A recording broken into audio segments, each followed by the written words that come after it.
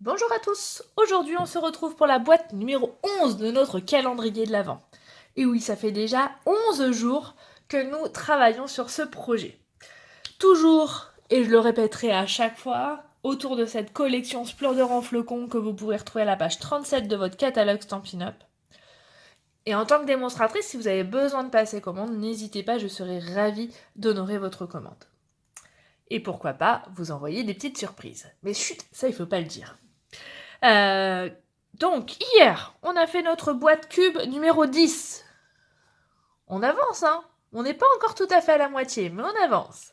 Et aujourd'hui, nous allons réaliser la boîte numéro 11, qui est un petit...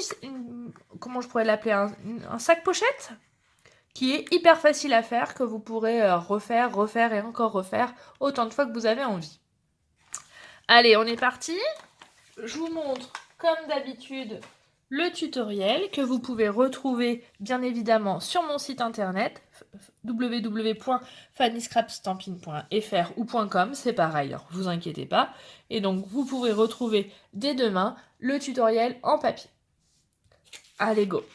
Donc pour faire ce sac pochette, j'ai pris comme base de papier du papier imprimé. Évidemment notre cher massicot. Et j'ai eu besoin d'un rectangle de 23 cm sur 13. Alors, je cherche le papier, donc je vais utiliser... Je cherche, ils sont tellement beaux en fait, tous, que j'ai du mal à choisir. Ça vous arrive ça, vous, d'avoir du mal à choisir vos papiers? Des fois, je passe des heures et des heures. Mais bon, c'est bon signe, hein. Si je passe du temps, c'est qu'ils sont très beaux. C'est que j'ai du mal à utiliser. Allez, pour aujourd'hui, on va prendre ce papier-là.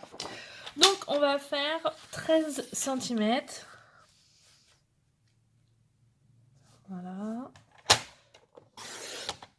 Sur 23 cm. Tout s'est cassé la margoulette sur ma gauche. Sur ma chaise qui me sert de deuxième plan de travail. Bah oui, quand on n'a pas d'atelier de scrap, et ben on se met sur la table de salle à manger, mais des fois la table de salle à manger, elle est trop petite.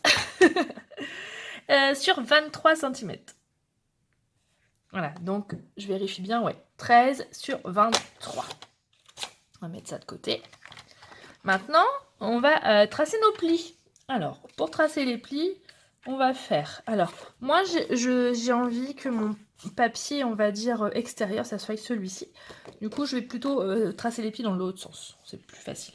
Enfin, moi, je trouve que c'est plus facile. Alors, je vais plier dans un premier temps à 4 cm, puis à 11 cm, 11 plus 4, 15 cm,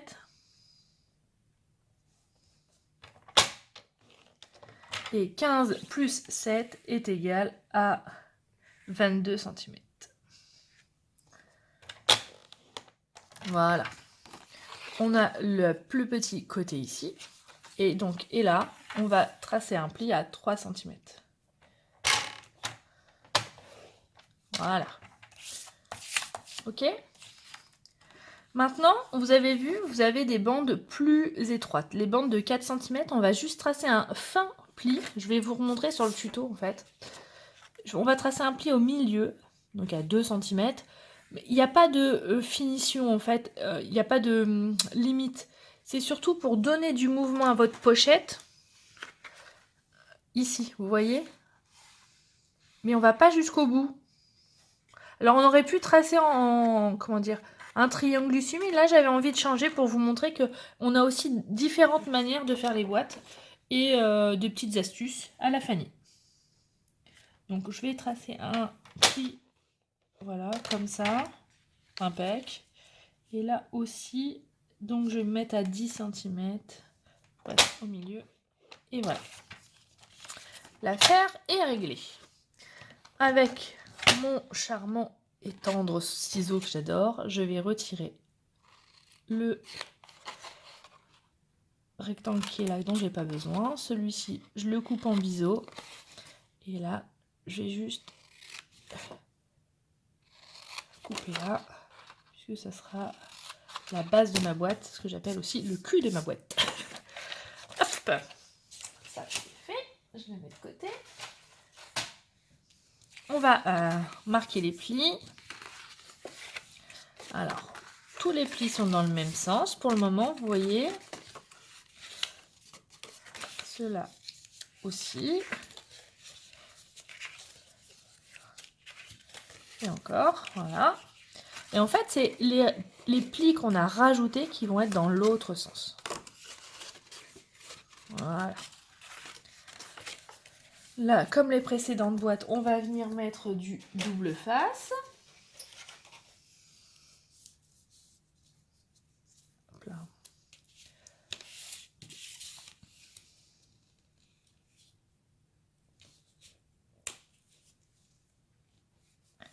Alors moi, pour faire les boîtes, c'est vrai que, surtout quand il y a du mouvement, je préfère utiliser le double face que la colle.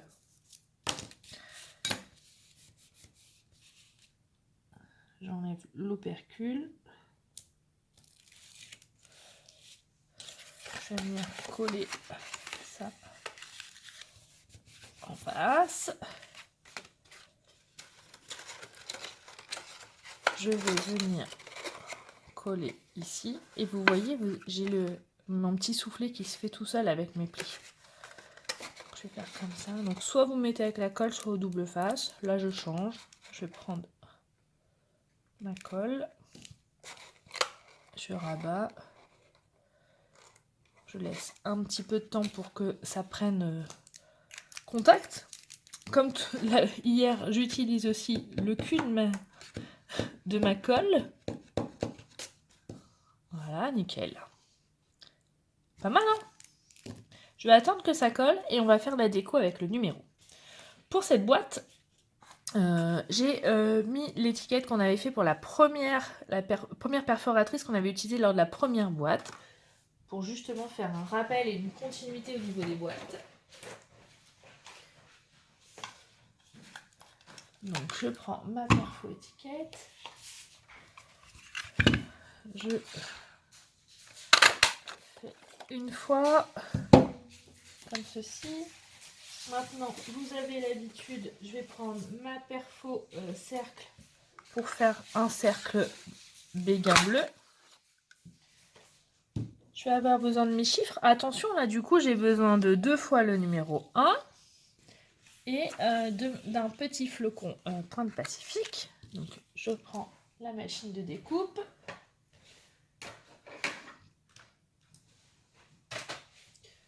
Que je vais mettre sur mon plan de travail. Hop là. Surtout, hein, n'hésitez pas à me montrer vos projets. Hein. J'adore. Alors, partagez. Je crois que vous aimez que je partage mes idées, mes tutos. Alors, vous partagez vos créations. Et c'est vraiment la meilleure des récompenses pour moi. Si vous avez envie de passer commande, c'est encore mieux, mais il n'y a pas d'obligation. Alors, là, on va faire 2 fois, parce que du coup, j'ai qu'un chiffre 1. On est bien d'accord. Donc, on va passer une fois dans la bichotte. Et moi, pendant ce temps-là, je tournais la manivelle. Et moi, pendant ce temps-là, je tournais la manivelle. Bon, comme ça, vous aurez 2 fois la chanson. Donc, j'ai mon flocon, c'est bon. J'ai mon premier chiffre 1. Sauf qu'il m'en faut 2, puisque nous faisons la boîte numéro 11. Et donc, je mets le chiffre 1 là. Que je vais... Hop, et on retourne la manivelle. Et moi, pendant ce temps-là, je tournais la manivelle. Bon, allez, j'arrête, parce que je sais pas si chez vous il pleut, mais chez moi, ça n'est pas loin. J'ai failli oublier mon chiffre 1 sur ma plaque. Hop là!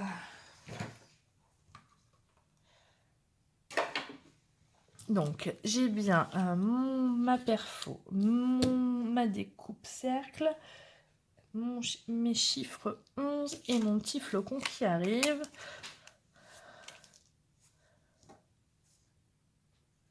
Alors, on est parti.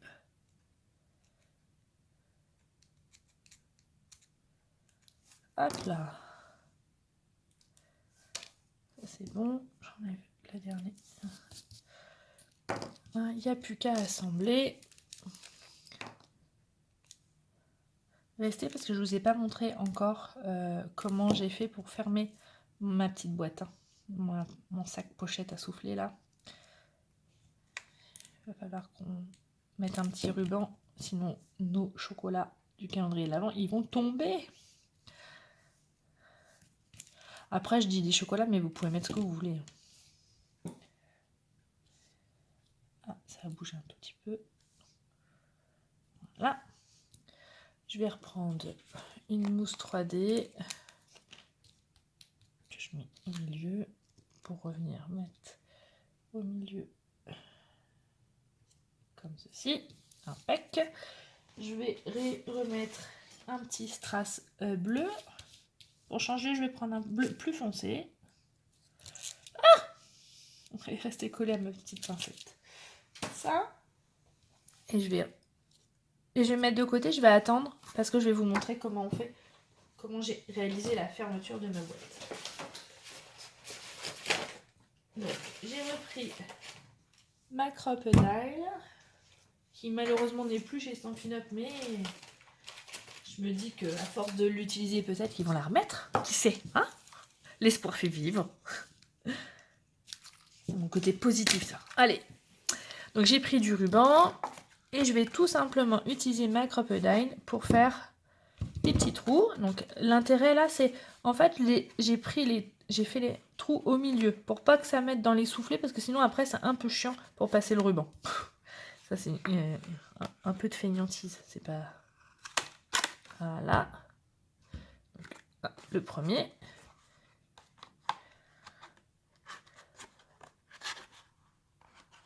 Hop là. Et le deuxième.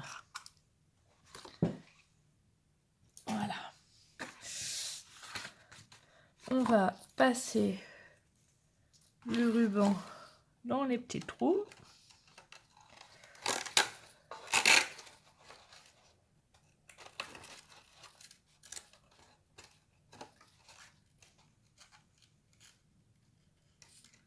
Hop. Hop, voilà. La même chose de l'autre côté.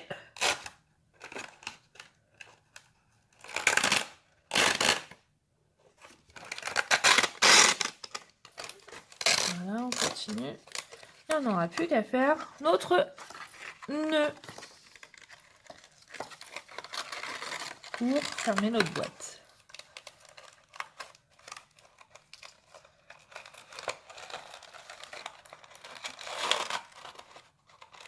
Voilà. N'hésitez pas à recouper un peu vos biseaux là, parce que le fait de passer dans les trous, ça abîme un petit peu le ruban. Hop, ça c'est le souci du détail. Hop, et on va remettre une mousse 3D derrière notre étiquette qu'on va venir coller sur notre petit sac à pochette. Et voilà, notre boîte numéro 11 est finie. Alors, elle vous plaît celle-ci?